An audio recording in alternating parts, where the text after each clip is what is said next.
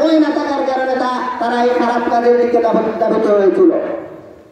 আল্লাহ রাব্বুল আলামিন বলেন, আম্মান হুয়া কানিতুন আনা আল-লাইলি সাজিদান ওয়া কাইমান ইয়াহযারুল আখিরাতা ওয়া ইয়ারজু রাহমাত রাব্বিহ কুল হাল ইয়াস্তাওি আল্লাযীনা ইয়া'লামুনা ওয়াল-লাযীনা লা ইয়া'লামুন ইন্নামা ইয়াতাযাক্কারু উলুল আলবাব। যারা রাত্রিবেলা দাঁড়িয়ে সিজদারত অবস্থা আল্লাহর রহমতের প্রত্যাশা করে, পরকালীন ভয় লালন করে, হে নবী জানিয়ে দিন, যারা জানে এবং যারা জানে না কখনো সমান হতে পারে না। বিবেক সম্পন্ন লোকেরাই কেবলমাত্র আল্লাহর পক্ষ থেকে নসিহত গ্রহণ করে থাকে। আল্লাহ আমাদেরকে যে বুদ্ধি দিয়েছেন, বিবেক দিয়েছেন, সেই বিবেককে শানিত করার মাধ্যমে কোরআন সুন্নাহর আলোকে জীবন পরিচালনা করতে হবে।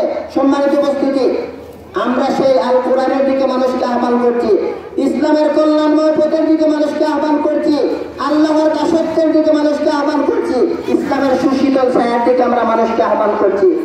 একমাত্র আল্লাহর পক্ষ থেকে দিন বা জীবন ব্যবস্থা ইসলাম, সেই ইসলামকে অনুসরণ করতে হবে এবং ইসলামকে অনুসরণের মাধ্যমে সমাজে শান্তি প্রতিষ্ঠা করা সম্ভব।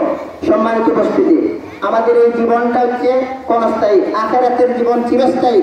এই দুনিয়ার জীবনের পরে আখিরাতের জীবন আমাদেরকে প্রত্যেকটা কাজের জন্য জিজ্ঞাসিত হতে হবে।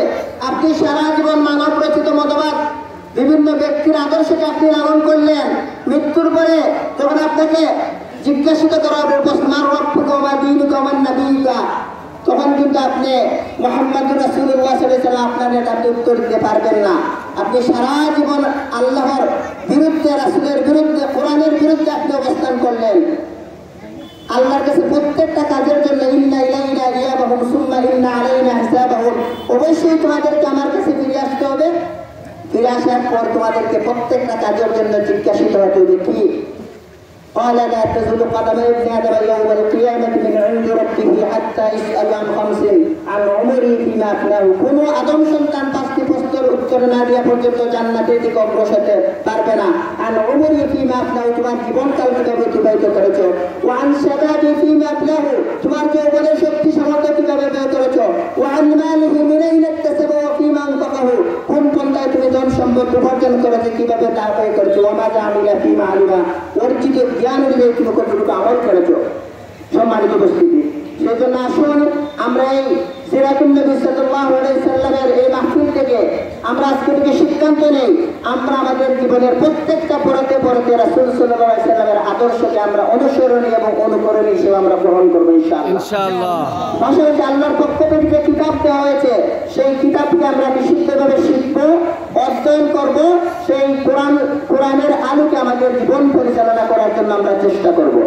আমরা ইসলামের দিকে আমরা দাবিত হবো।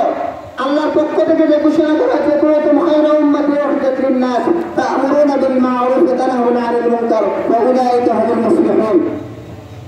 তোমরা শ্রেষ্ঠ জাতি, তোমাদেরকে মানব জাতির কল্যাণের জন্য সৃষ্টি করা হয়েছে। তোমরা মানুষকে কল্যাণের দিকে আহ্বান করবে, অসৎ পথ থেকে মানুষকে বিরত রাখবে, তোমরাই সফলকাম। আমরা সে আয়াতকে সামনে রেখে আমরা ইসলামী আন্দোলনের সাথে সম্পৃক্ত হওয়ার মধ্যে আমরা আমাদের ঈমানকে শানিত করব। আমরা আমাদের চরিত্র এবং মাধুর্য দিয়ে এই বাংলাদেশের প্রত্যেকটা মানুষের হৃদয়ের মধ্যে জায়গা করে নেওয়ার মাধ্যমে আমরা সেই আবু বকর রাদিয়াল্লাহু আনহুর মতো তাকওয়াবান হব, উমরের মতো আমরা সাহসী হব, আলীর মতো আমরা জ্ঞানী হব, উসমান রাদিয়াল্লাহু আনহুর মতো আমরা সেই উদার মনের অধিকারী হয়ে সেই চরিত্র দিয়ে আমরা মানুষের হৃদয়ের মধ্যে আমরা জায়গা করে দেবো ইনশাআল্লাহ। পাশাপাশি আগামী দিনে ইসলামী বিপ্লবকে ত্বরান্বিত করার জন্য ইসলামী আন্দোলনের দাওয়াত আমরা প্রত্যেকটা মানুষের কাছে, প্রত্যেকটা ঘরে ঘরে আমরা পৌঁছে দেব ইনশাআল্লাহ। আল্লাহ রাব্বুল আলামিন আমাদের সবাইকে তার দ্বীনের জন্য কবুল করুন। ওয়া আখিরু দাওয়ানা আলহামদুলিল্লাহি রাব্বিল